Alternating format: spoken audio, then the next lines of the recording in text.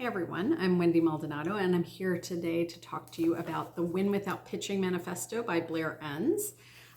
This book was recommended to me by someone in one of my networks, and today I'm going to summarize the key principles that are in it, and then I'm going to wrap up with my favorite 3 takeaways from the book and give my opinion on whether you should invest in it or not.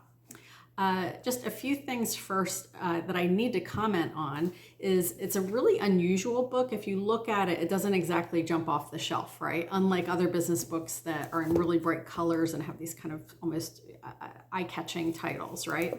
This is a nondescript 139-page book. It's black with this red foil lettering. And it's also, it kind of has this colonial era font to it sometimes. I know it's like a very geeky thing for me to say, but and then he also starts some of the chapters with this W and like a quill pen sort of feel. Again, it makes you feel like you're reading something from Benjamin Franklin, right? Which makes me laugh. And then the other thing I need to point out is that it's written in this first person plural, the we. I just have not seen that before with a business book where he's talking about all of us collaborating together to kind of change the way that we're running our businesses, and that we're in this with him and he's with us, which I think is a really interesting way to write a book. And once I read it, I then sort of understood why he decided to break these traditional rules of a business book, in both the appearance and the format and the voice that he uses. So let's get into the content, and I'll jump into the first principle. So first, Blair talks about how this book is really for anyone who has a creative firm of some kind. So it might not be as applicable to someone who's selling a product, but it's really people who are providing services to others. So the very first principle that he talks about is we will specialize. That actually stopped me in my tracks. I'll be honest. I've been a generalist for as long as I've been consulting, and I love the variety that comes with being a generalist. What he emphasizes is that if you are a generalist, you're competing with everybody and you're competing with specialists. So he advises you to pick a specialty, choose one door and go through it. And don't fear that you're going to be closing yourself off from challenge and creativity. In fact, it's quite the opposite. If you choose one door and you close all the rest and you go through that door, you're going to find unlimited possibilities with whatever it is that you choose. And you'll have more respect from your customers and you'll actually enjoy your work more. So that's proclamation 1. He calls them proclamations. Proclamation 2 is we will replace presentations with conversations. Anybody who has been in a consulting capacity knows that we love presentations, right? And it's so true for so many of us. We love to present and talk about what we do and how we can help. And he really advises that we wean ourselves off of presentations because it opens up a power dynamic with your potential customer that's very lopsided, where you're almost performing for them and they're sitting back and judging, almost like you're a circus animal is the analogy he uses. And nobody wants to be a circus animal. So he encourages you to actually ditch the presentation and commit to having a conversation with a prospect. Now, the next thing that he advises as his next proclamation is we will diagnose before we prescribe.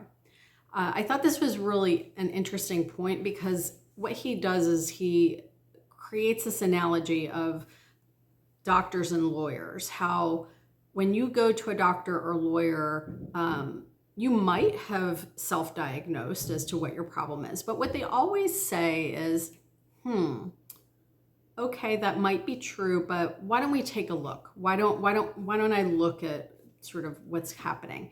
And there's a consultation. And once they examine what's going on, then they prescribe a path of action. And there's a consultation fee.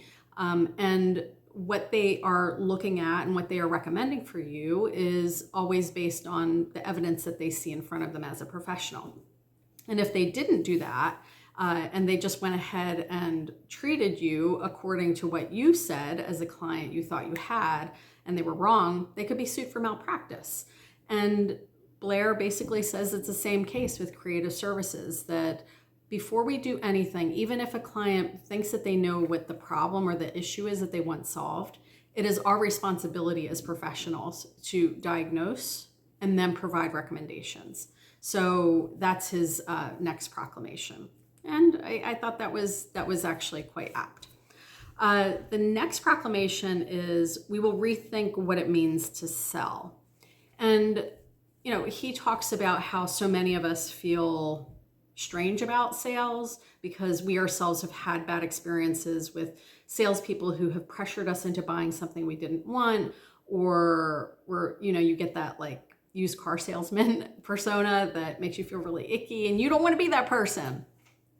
But essentially, Blair says, if you have a business, you need to learn how to sell. And if you are selling, if you learn to sell well and you're doing it right, it's not going to be this icky transaction. It's not going to be something that you feel awful about. And in fact, when you do sell and you sell well, you're performing a service and you're also keeping your business alive. So it's on you to learn how to sell and to sell well.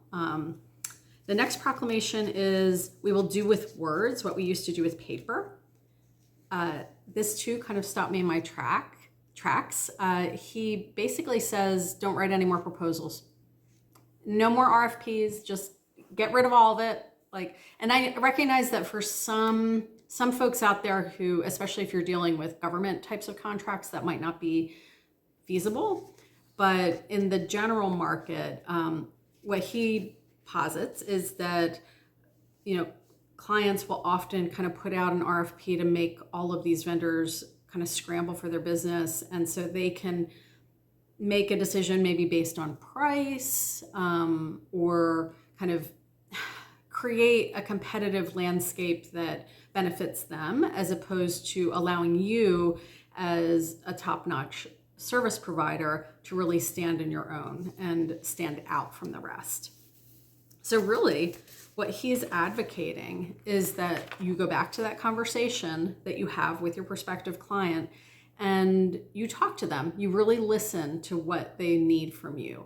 And if you are doing it right, the only written thing that you are going to produce will be the contract that will outline exactly what it is that you're going to do for them, and how much that will be. But there's no proposal, there's no jumping through hoops and spending hours and hours and days and days developing a proposal that might end up in the wastebasket. And I've been there, done that.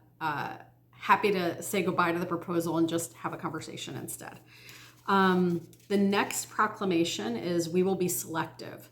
Now this too is really interesting as a service provider, because you're thinking, well, there's business out there, I need to get it because I need to have income coming in, I need to have work. And it is a bit of a counterintuitive approach, but essentially what Blair is saying is, if you are selective about the clients that you take, clients will start to understand that you don't work with everybody, and they'll almost, not only will you filter out the bad clients, but there'll be a bit of a cachet in working with you. And that actually helps your credibility and your brand. And it also helps you with vetting your clients, and they'll respect you for it.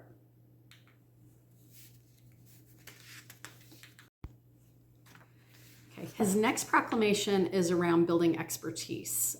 We will build expertise rapidly.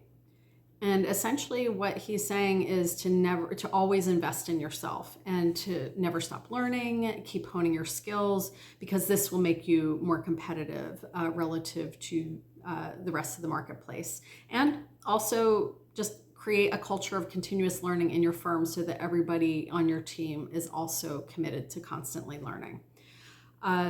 The next proclamation is, we will not solve problems until we are paid. In so many instances, there's a tendency for creative professionals to want to solve problems for free in the hopes of being paid. And he really just cautions us against really doing work for free, essentially. So before you provide any creative output, just make sure that the deposit is down, or if it's a small project, that you're paid in full, but don't do anything, don't deliver anything until you're actually paid for it.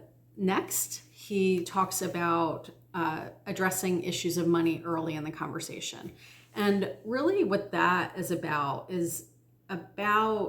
asserting your power, in the sense that whoever is most comfortable with talking about money issues in a contract and with work from the outset usually has the upper hand in a relationship. So he basically says, get comfortable with talking about your rates and costs up front early when you're speaking to a client. Don't be bashful about it. Don't be apologetic. The more comfortable you get with that, the more confident you will be. Another one is, we will refuse to work at a loss. So another thing that he cautions against is this idea, this tendency that so many of us have, which is, well, I'll do the work and I'll kind of underprice it now. And once they see how great I am, I can talk to them about increasing the price of other work later. And he basically says it's a recipe for disaster and unhappiness. Just go in with the rate that you want from the outset, knowing that, you are not going to work at a loss, and everybody can hold their head high as a result.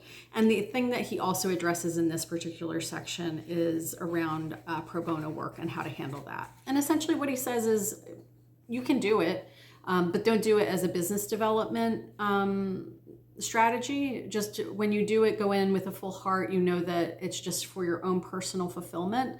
But there shouldn't be this messy middle of, I'm going to do pro bono work in the hopes of getting some business out of this, because it never works out that way. We're coming to the end here. The next proclamation is, we will charge more. And you're probably thinking, oh shoot, that's going to be problematic.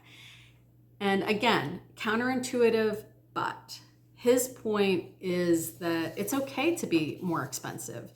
And you can acknowledge that when you're speaking to your clients. But if you are more expensive, you will make it worth it, right? You don't want to be nickel and diming your clients because you are the cheapest in the mix. And then when problems come up, you're going to feel like you need to charge them a little bit here and a little bit there for those extra problems that do come up, because they always come up, right? If you charge a more premium price, then you can relax and handle those problems and give your client the full white glove attention that they deserve. And you won't be stressing about dealing with those problems because they've already kind of made that upfront investment. And so you feel better about it. And you don't apologize for that higher rate. The final proclamation is, we will hold our heads high. And he wraps up the whole book really by just saying, look, you are building a wonderful business. It's something you should be proud of. And it's your way of giving back to society, to your family, to your community, and to the world. And so in building a strong business, you are giving back in your own way. And it's the absolute best thing that you can do. So what were some of my favorite takeaways? There were three. My favorite three takeaways were: one, specializing. That's so hard to wrap my head around, and I'm still kind of noodling on that, thinking about, okay, how can I take the work that I do and get a lot more specific with it, so that I can go deeper and provide very high value services to my clients. Secondly, ditch the proposal was the next, I don't want to say earth-shattering piece, but definitely something that the proposals have caused me a lot of angst and a ton of work and thought. And I actually tried ditching the proposal and engaging in the conversation and was able to land a client that way. And I was so grateful. And then third, charge for the diagnosis and recommendations. I think he's absolutely right. I'm now thinking of myself more as, say, a doctor or a lawyer, not really knowing if a client is coming to me with a true problem, if that really is the problem. So going in and saying, okay, we're going to diagnose. We're going to look at the problem. We're going to see what's going on. And then based on that work, we'll decide if I can truly help you, if it truly is the problem that you're thinking about. And then, just to wrap up here, in looking at this book, now that I consider kind of it's so nondescript and so short, its appearance and presentation makes total sense to me because it is a classic. I think this is something that you can read and reread, get a ton of goodness out of reading it over and over again. I've read it 3 times now, and I think this is a 5 out of 5 stars book. If you don't own it and you're in the creative professions, I think it's worth investing in, and I think it's an instant classic. So one thing I wanted to mention, Blair has a podcast called the 2 Bobs podcast. It's the number 2 Bobs. So be sure to check that out too if you like the book. So if you enjoyed this review of the Win Without Pitching Manifesto, please let me know by liking this video and commenting below. And if you haven't subscribed already to the channel, I would very much appreciate it if you did. Thank you so much for tuning in, and I will see you during the next book review. Take care.